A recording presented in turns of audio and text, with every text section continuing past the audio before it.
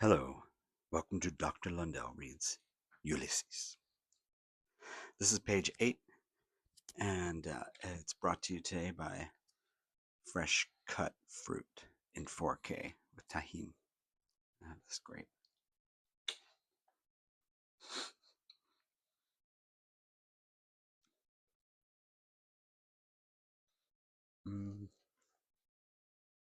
It's ARSMR Ulysses.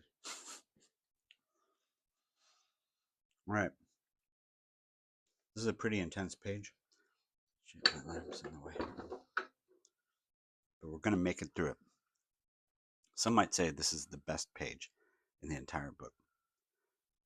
Well, I guess you could say that about any page. All right. Do you wish me to tell you? He asked. Yes. What is it? Buck Mulligan answered. I don't remember anything. He looked in Stephen's face as he spoke. A light wind passed his brow, fanning softly his fair, uncombed hair and stirring silver points of anxiety in his eyes. That's some sentence. Fanning softly his fair, uncombed hair and stirring silver points of anxiety in his eyes. Stephen, depressed by his own voice, said, Do you remember the first day I went to your house after my mother's death? Buck Mulligan frowned quickly and said, What? Where? I can't remember anything.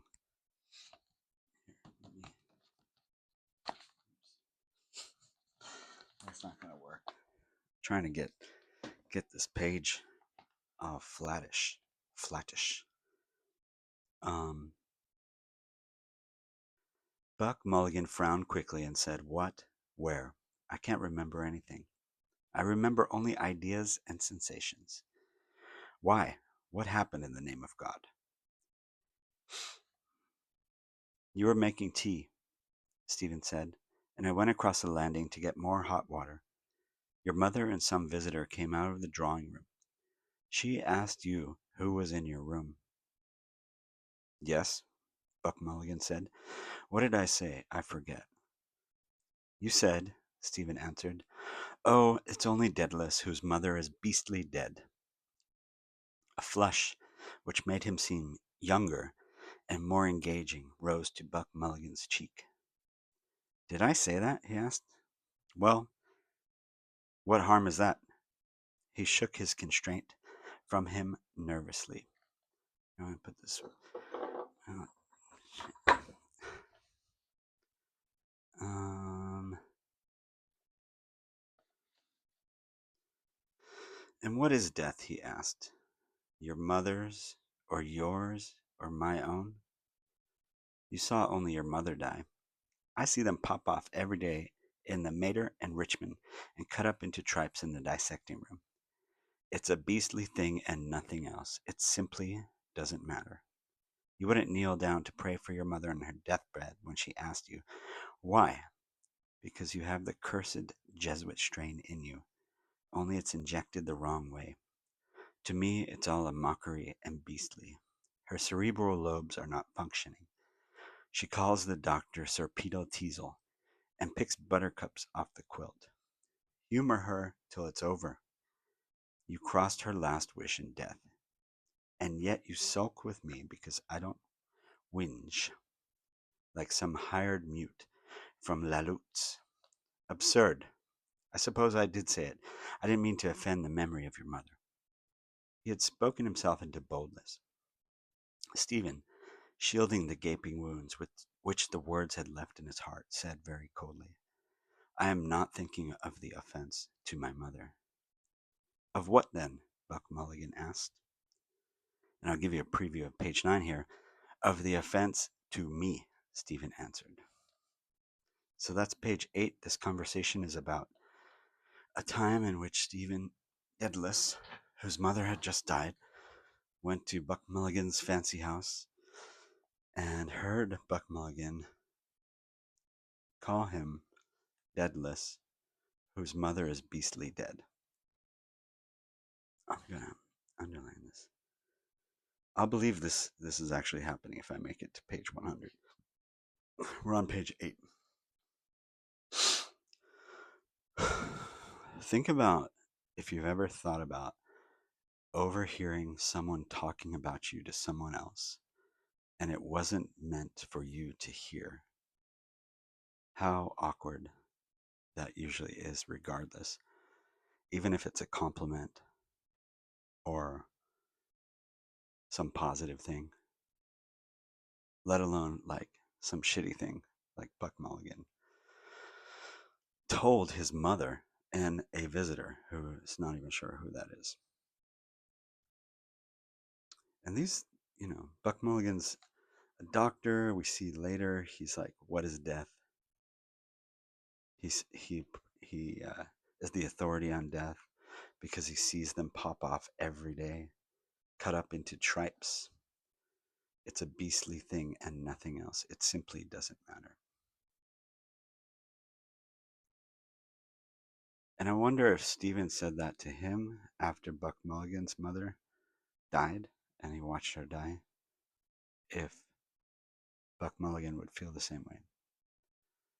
But it shows like young men, homosociability, roommates, college, and Stephen is not getting what he wants out of this relationship. In fact, it's one sided. Buck Mulligan is rich. He doesn't really care about Stephen. They just make jokes. Stephen is his inferior in a lot of ways, both in Buck Mulligan's mind and in Stephen's mind. And on top of it, he's criticizing him for not kneeling before his mother's deathbed. And then on top of it, dismisses Stephen's sensitivity about the subject by suggesting that death is nothing but meat and turning his mother into tripe, tripas, for some tacos.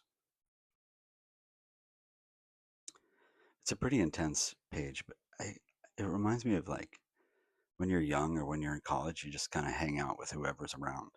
You don't really figure out, oh, this person's actually an asshole until like later, or you look back, or you have this feeling during the time you're hanging out with them or living with them that it's not great, but you just assume, fuck it.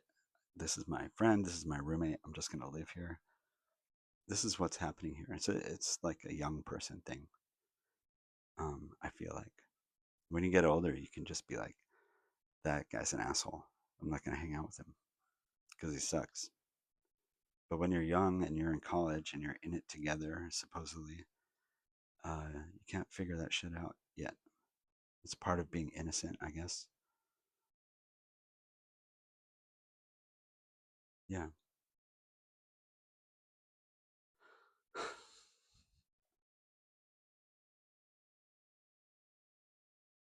Yeah.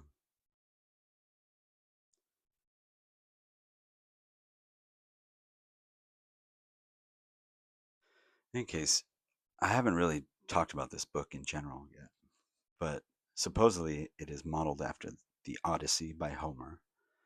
And the first three chapters of the Odyssey are known as the Telemachiad. And that's because it focuses not on Odysseus, but on Telemachus, who is Odysseus's son. And so, if we're reading this from the beginning and we don't know much about it, are going to assume that Stephen is the son of the Odysseus figure to come later, after chapter 3, which we'll find is not the case biologically anyway. But I think what's happening here is we get a glimpse of Stephen being alone, being like emotionally, societally, everythingly alone, and around people like Buck Mulligan who have a house and have money and have a mother and have visitors. Stephen doesn't have any of the things, and on top of it, his friends being a dick to him. And the book is, in a sense, a quest like the Odyssey of a young man looking for his father, of a father looking for a son, of a wife looking for her husband and of a son learning how to grow up and protect his mother. Which here, if Stephen's mom is Penelope, she died. Not only did she die, she got disrespected after her death, and she continues to be disrespected here. All right, then. Happy page 8. See you on page 9, my friends. Have a nice day. Drink some water or something.